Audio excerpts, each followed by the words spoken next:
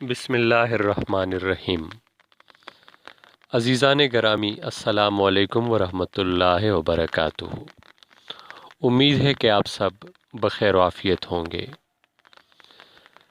آپ کو یقیناً یاد ہوگا کہ گزشتہ لیکچرز میں ہم نے سبق محنت پسند خیرت مند کا مطالعہ کیا، اس کی خواندگی ہوئی، مشکل الفاظ کے معنی آپ کے سامنے بیان کیے گئے، اور جتنے بھی اس میں وضاحت طلب نکات تھے ان سب کی تشریح اور وضاحت ہوئی۔ آپ اس سبق کو بار بار پڑھیں۔ سب سے پہلے آپ نے محنت پسند خیرت مند کا اپنے الفاظ میں ایک خلاصہ تحریر کرنا ہے، جو اصل سبق کی طوالت کا تیسرا حصہ ہو۔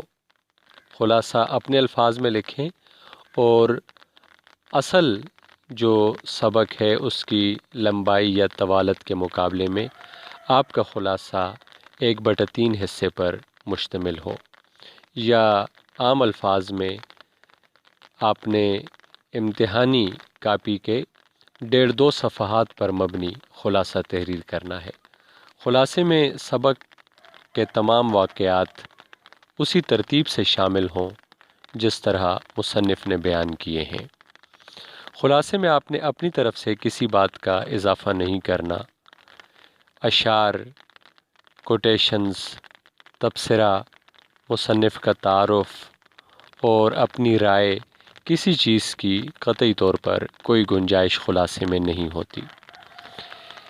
خلاصے کے علاوہ آپ نے اس اہم سبق کے مختلف اقتباسات یعنی پیراگرافز کی تشریح اس طرح کرنی ہے کہ سب سے پہلے حوالہ متن، سبق کا نام، مصنف کا نام لکھیں، اس کے بعد سیاق و سباق بیان کریں، یعنی آپ کو کوئی بھی پیراگراف امتحان میں مختصر سا دیا جائے، آپ نے اس پیراگراف کا پس منظر بیان کرنا ہے۔ اس کو سیاق و سباق کہا جاتا ہے، یعنی آپ یہ لکھیں کہ یہ پیراگراف سبق کے کس حصے سے لیا گیا ہے اور وہاں کس موضوع کے حوالے سے بات چل رہی تھی، وہاں کیا واقعہ رونما ہو رہا تھا جہاں یہ پیراگراف آیا۔ سیاق و سباق چند لائنوں میں لکھنے کے بعد آپ نے خوب وضاحت کے ساتھ خوب کھول کر تشریح بیان کرنی ہے کہ اس پیراگراف میں مصنف دراصل کیا کہنا چاہتا ہے۔ تشریح میں آپ اپنی طرف سے کوئی بھی شعر، کوئی بھی حوالہ اور اپنی طرف سے کسی قسم کا تبصرہ وہ یقیناً کر سکتے ہیں، کیونکہ تشریح اسی کا نام ہے کہ آپ اس کی خوب وضاحت کریں اور مختلف مثالوں سے، اقوال سے، اشعار سے اس مشکل کو آپ واضح اور آسان بنائیں۔ آتے ہیں مشقی سوالات کے جوابات کی طرف۔ درسی کتاب میں ہر سبق کے آخر میں سوالات پوچھے گئے ہیں۔ آپ کو یہ بتا دوں کہ امتحانات کا جو موجودہ پیٹرن ہے وہ تھوڑا سا تبدیل ہو چکا ہے، اور بجائے سوالات کے جوابات پوچھنے کے آپ کے بورڈ کے پرچے میں اور کالج میں ہونے والے امتحانات میں آپ سے MCQs یعنی کثیر الانتخابی سوالات پوچھے جاتے ہیں۔ مثال کے طور پر یہ سوال دیکھیں کہ محنت پسند خیرت مند کس کا بیٹا تھا؟ تو 4 آپشن ہوں گے اور صحیح جواب ہوگا کہ وہ غربت و افلاس کا بیٹا تھا۔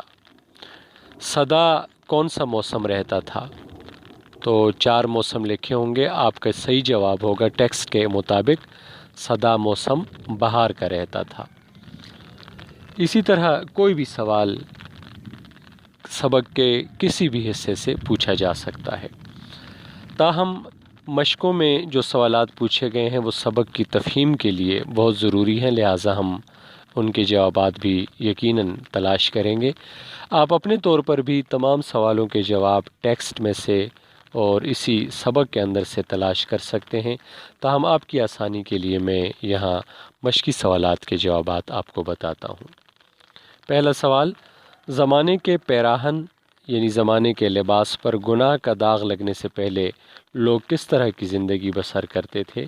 تو اس کا مختصر جواب آپ لکھیں کہ لوگ عیش و آرام کی اور نہایت ہی آسانی کی زندگی گزارتے تھے، قدرتی نعمتیں میسر تھیں اور سال میں ایک ہی موسم بہار کا پایا جاتا تھا، اور قدرتی غذاؤں سے اور پھولوں اور بہاروں سے لوگ لطف اندوز ہوتے تھے۔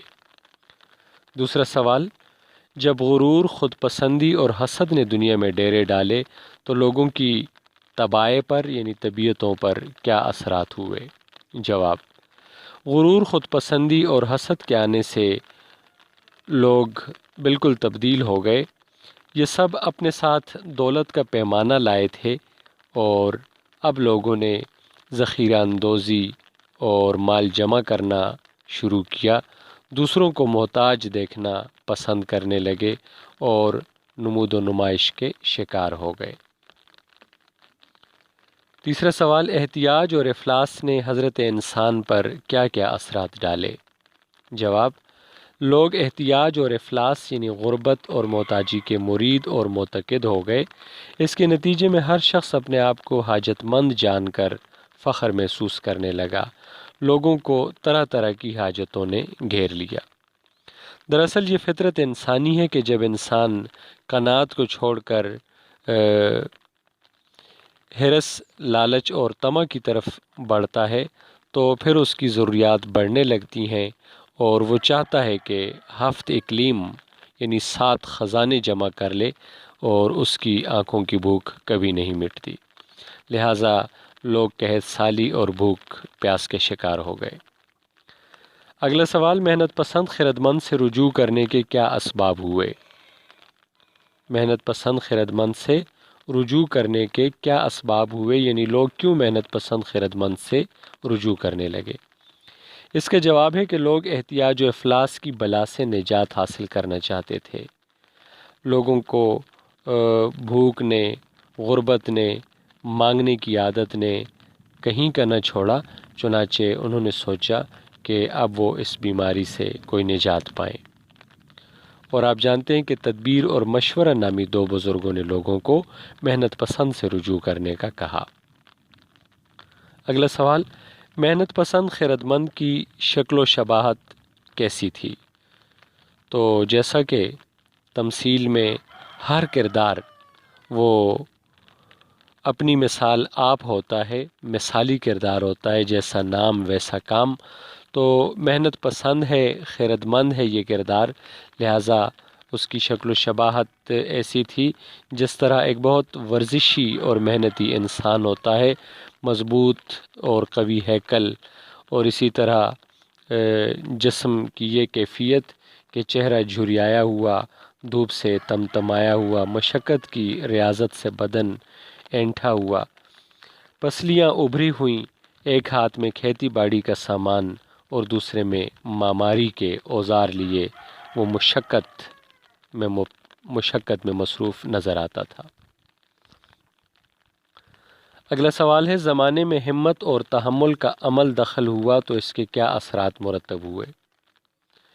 ہمت، محنت اور تحمل اختیار کرنے کے بعد لوگوں نے کانوں کو کھودنا شروع کیا اور دریاؤں کا رخ موڑنا اور بنجر زمینوں کو آباد کرنا لوگوں نے سیکھا۔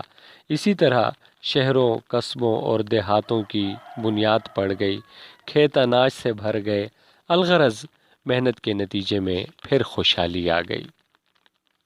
آخری سوال، انسان کو دنیا میں کون سے رویے زیب دیتے ہیں؟